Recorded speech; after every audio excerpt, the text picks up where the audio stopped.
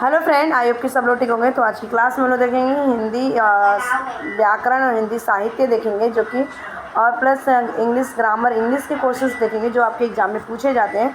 तो चलिए क्लास को स्टार्ट करते हैं। तो टोटल यहाँ पे 30 क्वेश्चन डेली में आप लोग को अपलोड करती हूँ। तो क्वेश्चन ऑफ फर्स्ट का आंसर देगा कि निम्न में से कौन सी रचना व्याकरण ग्रंथ है। बताइए, व्याकरण ग्रंथ है। तो यहाँ पे राइट आंसर होगा इस क्वेश्चन का, यहाँ पे राइट आंसर होगा उक्ति व्यक्त प्रकरण की। ठीक है, यहाँ पे right answer C is the correct answer. Next question का आंसर देना, इसका आंसर करना आपको। घोटक का तद्भव रूप क्या है? घोटक का तद्भव रूप क्या है? मैंने घोटक मीन्स क्या होता है? घोड़ा। ठीक है, घोटक मीन्स क्या होता है? घोड़ा। वो आंसर होगा यहाँ पे सी। नेक्स्ट, इसका आंसर देगा कि भारत भारतीय का प्रकाशन किस वर्ष हुआ? भारत भारतीय का प्रकाशन किस वर्ष हुआ था? आंसर होगा आपका 1912 ईस्वी में हुआ था।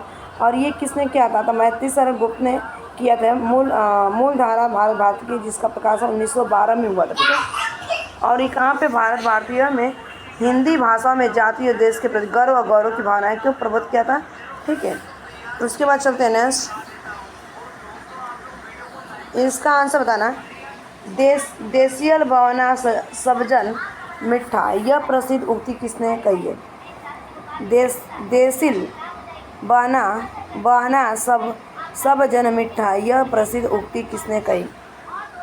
तो आंसर हो जाएगा आपका यहाँ पे विद्यापति ने कहा था। राइट आंसर हो जाएगा यहाँ पे A is the correct answer. Next, जो मैथिली के कवि रहे। नेक्स्ट, उपजाऊ का विलोम क्या है? बताओ, उपजाऊ का विलोम क्या है? आप जो उपजाऊ का आंसर होगा आपका ऊसर। ठीक है, ऊसर हो जाएगा उपजाऊ का विलोम। नेक्स्ट, इसका आंसर देगा आप लोग। पूछा गया निम्न में अर्धवर स्वर कहलाता है। अर्ध आधा अर्ध स्वर कहलाता है। य का आंसर होगा आपका य। ए इज द राइट आंसर। ठीक है, आसपास के स्वरों से मिलकर एक प्रकार की संधि स्वर हो जाए। ठीक है, A is the right answer. Next, इसका आंसर था ना आप लोग कि देश विभाजन की त्रासदी किस उपन्यास में वर्णित है? आंसर हो जाएगा आपका झूठा सच। झूठा सच। ठीक है, और ये कब हुआ था?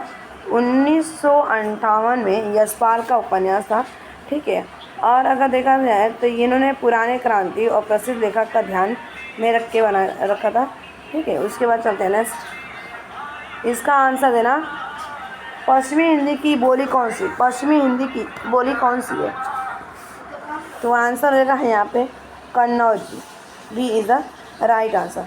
जो कि खड़ी बोली या कौरवी या ब्रज भाषा, हरियाणवी, बुलेंदी या कन्नौजी पश्चिमी हिंदी की बोली है। ठीक है, मगही और मैथिली बिहारी हिंदी की बोली है। अवधी पूर्वी हिंदी की बोली है। कन्नौजी भी सौर सैनी अब्रांच से ही निकली है। ठीक है, नेक्स्ट, इसका आंसर बताना। रीतिकाल को अलंकृत काल का नाम किसने दिया? तो आंसर होगा इस क्वेश्चन का मिश्र बंधु ने दिया था।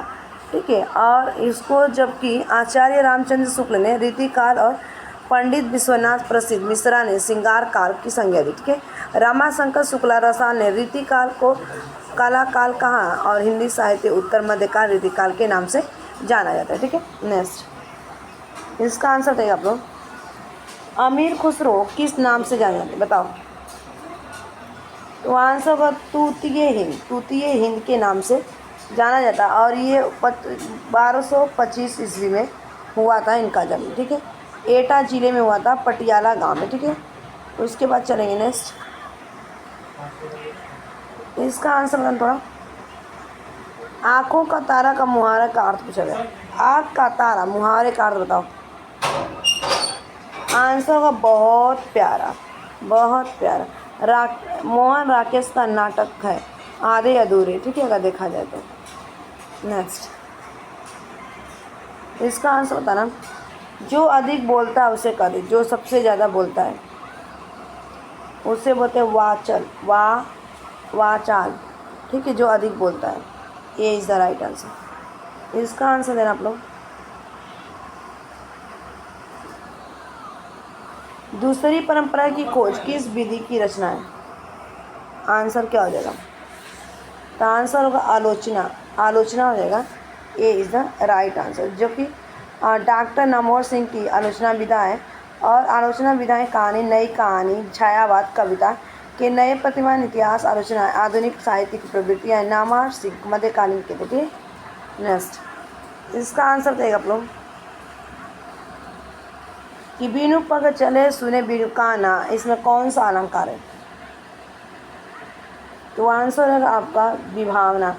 बी भावना, बी इज द राइट। कारण और कार्य के संबंध में जहाँ पर किसी रूप में कारण के बिना कार्य की उत्पत्ति का वर्णन किया गया जाए, वहाँ पर विभावना अलंकार होता है। इस प्रश्न के तथ्य से कारण के बिना कार्य का होना बताया गया, अतः इसमें विभावना अलंकार है। Next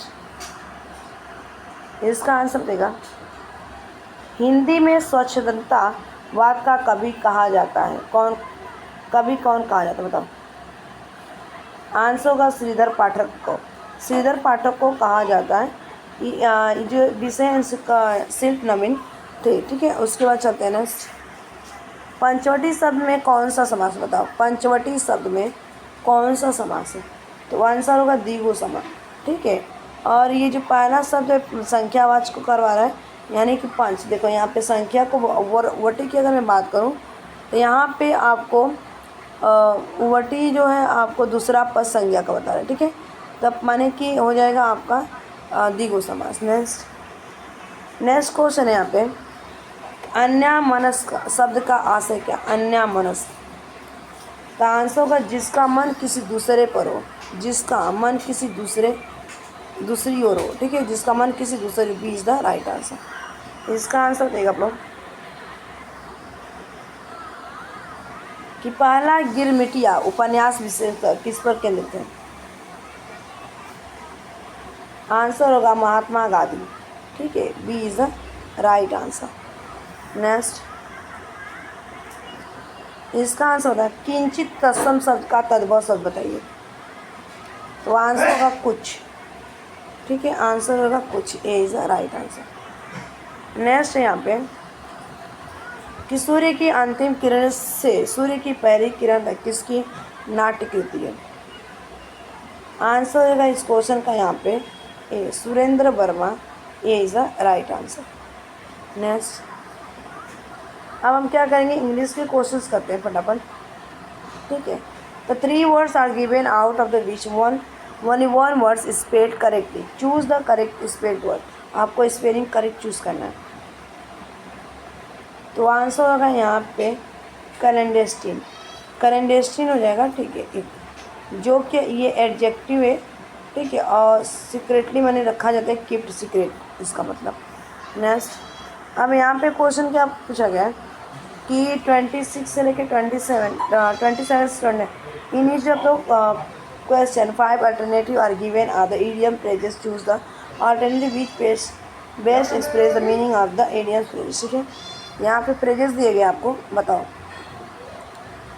cut a sorry figure, cut a sorry figure का मतलब क्या है? The make a poor impression, बहुत एक मेक अ पुअर इम्प्रेशन हम कह सकते हैं। तो राइट आंसर क्या हो जाएगा इसका यहाँ पे सी। ठीक है, क्रिएट द रॉन्ग इम्प्रेशन, माने एकदम अलग तरीके से, खराब तरीके से। नेक्स्ट यहाँ पे टू टेक टू टास्क, मैंने एक टास्क लेना। आंसर क्या हो जाएगा यहाँ पे प्री रिम्पल मैंडे। ठीक है, इसका मतलब क्या होता है कि मैंने एक को क्रिटिसाइज करना, किसी मैंने बहुत बुरी तरह से क्रिटिसाइज कर देना, बुराई कर देना। ठीक है, नेक्स्ट ब्रिंग टू लाइट को बताना। तो ब्रिंग टू लाइट का मतलब होता है कि नया इन्फॉर्मेशन पब्लिक को। तो आंसर क्या हो जाएगा इसका रिवील कर देना, रिवील करना। तो आंसर होगा इसका बी, रिवील करना, बोलते हैं ना, रिवील कर दिया, उस चीज़ को दिखाना। B is the right answer. Next ये लास्ट क्वेश्चन का आंसर देना। आओ एक ही इसको आंसर बताओ। A job carrying no salary, बताओ। होनररी। ठीक है, honorary, A is the right answer. तो बताइए किसके 30 में से 30 मार्क्स आए हैं। Thanks for watching this video. Bye bye, take care, have a nice day. Channel पर पहली बार होंगे तो लाइक शेयर सब्सक्राइब जरूर कर लीजिएगा।